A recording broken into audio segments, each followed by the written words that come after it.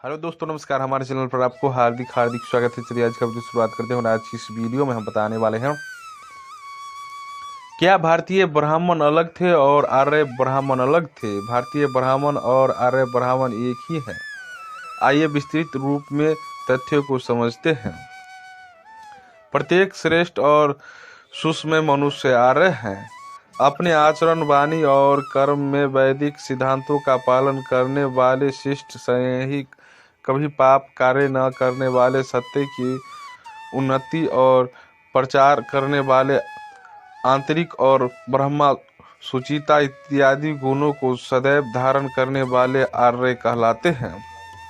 ब्राह्मण, क्षत्रिय, वैश्य और शूद्र, यह चार वर्ण वास्तव में व्यक्ति को नहीं बल्कि गुणों को प्रदर्शित करते हैं। प्रत्येक मनुष्य में ये चारों गुणों सदा रहते हैं। आसानी के लिए जैसे आज पढ़ाने वाले को अध्यात्म, रक्षा करने वालों को सैनिक, व्यवसाय करने वालों को व्यवसायी आदि कहते हैं, वैसे ही पहले उन्हें क्रमशः ब्राह्मण, क्षत्रिय या वैश्य कहा गया और इनसे अलग अन्य काम करने वाले को शूद्र। अतः यह वर्ण व्यवस्था जन्म आधारित नहीं है। आजकल प्रचलित कुल नाम लगाने के रिवाज से इन वर्णों का कोई लेन देन नहीं है। हमारे प्राचीन धर्म ग्रंथ रामायण, महाभारत या अन्य ग्रंथों में भी इस तरह से प्रथम नाम, मध्य नाम, कुल नाम लगाने का कोई चलन नहीं पाया जाता है और न ही आर्य शब्द किसी प्रकार की वंशावली को दर्शाता है।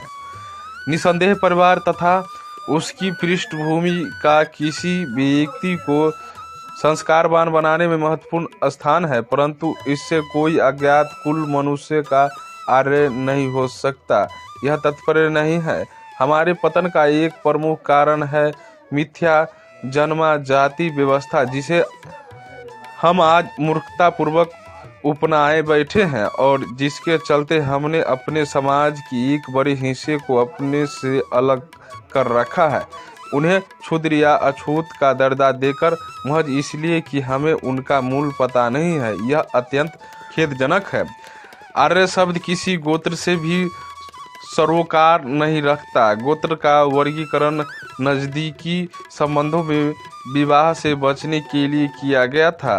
प्रचलित कुलनामों में शायद ही किसी गोत्र से संबंधित भी हो। आर्य शब्द श्रेष्ठता का द्योतक है और किसी की श्रेष्ठता को जांचने में पारिवारिक पृष्ठभूमि कोई मापदंड नहीं सकता, क्योंकि किसी चिकित्सक का बेटा केवल इसलिए नहीं चिकित्सक नहीं कहलाया जा सकता क्योंकि उसका पिता चिकित्सक है। वहीं दूसरी ओर कोई अनाथ बच्चा भी यदि पढ़ जाए तो चिकित्सक हो सकता है। ठीक उसी तरह किसी का यह कहना कि शूद्र ब्राह्मण नहीं बन सकता सर्वथा गलत है। ब्राह्मण का अर्थ है ज्ञान संपन्न व्यक्ति, और जो शिक्षा का परीक्षण के अभाव में ब्राह्मण, क्षत्रिय या वैश्य बनाने की योग्यता न रखता हो, वह क्षुद्र है। परंतु क्षुद्र भी अपने प्रयत्न से ज्ञान और प्रशिक्षण प्राप्त करके वर्ण बदल सकता है। ब्राह्मण वर्ण को भी प्राप्त कर सकता है। दूज अर्थात जिसने 2 बार जन्म लिया हो, जन्म से तो सभी शूद्र समझे गए हैं। ब्राह्मण, क्षत्रिय और वैश्य, इन 3 वर्णों को द्विज कहते हैं क्योंकि विद्या प्राप्ति के उपरांत योग्यता हासिल करके वे समाज के कल्याण में सहयोग प्रदान करते हैं। इस तरह से इनका दूसरा जन्म विद्या जन्म होता है। केवल माता पिता से जन्म प्राप्त करने वाले और विद्या प्राप्ति में असफल व्यक्ति इस दूसरे जन्म विद्या जन्म से वंचित रह जाते हैं, वे शूद्र हैं। तो दोस्तों, हमारी आज का जानकारी कैसा लगा? अगर अच्छा लगा हो तो लाइक, शेयर और सब्सक्राइब करना न भूलें। पूरा वीडियो देखने के लिए धन्यवाद।